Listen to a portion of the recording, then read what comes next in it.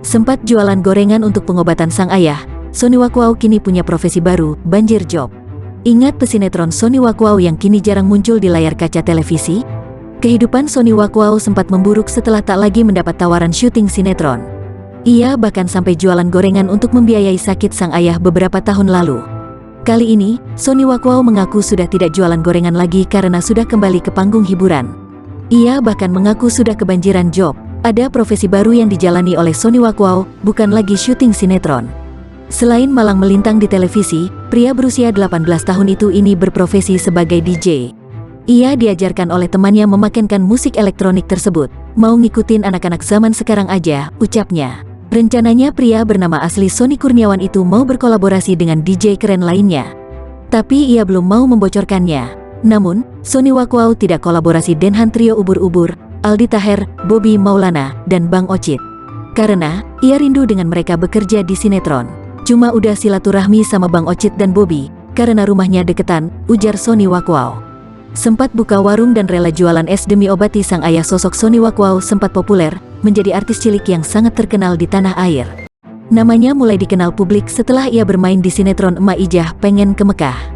Sayangnya, nasib Sonny Wakwau berubah 180 derajat. Sonny Wakwau sempat dikabarkan sudah tak lagi mendapat panggilan job syuting. Bahkan, Sonny Wakwau sampai rela jualan es demi mengobati ayahnya, Zakaria, yang sedang sakit. Sonny Wakwau mengaku membuka warung kecil di dekat rumahnya. Warung makanan-makanan bocah terus jual es, ujar Sonny Wakwau. Remaja berusia 17 tahun ini harus merasakan banting tulang sejak dini demi mencukupi kebutuhan keluarganya. Berbeda dengan anak seusianya yang dapat bersantai dan bermain dengan teman-temannya, Sonny Wakwau justru terus mencari ide usaha agar keluarganya dapat makan. Ditambah kini sang ayah jatuh sakit dan hanya terbaring lembah di tempat tidur. Kata dokter gulanya naik udah cukup lama sih, jelas Sonny Wakwau. Sonny Wakwau mengungkapkan kalau akibat penyakit itu tubuh sang ayah kini begitu kurus tidak seperti dulu. Dulu kan emak bapak gemuk, sekarang mah udah abis badan, ucapnya.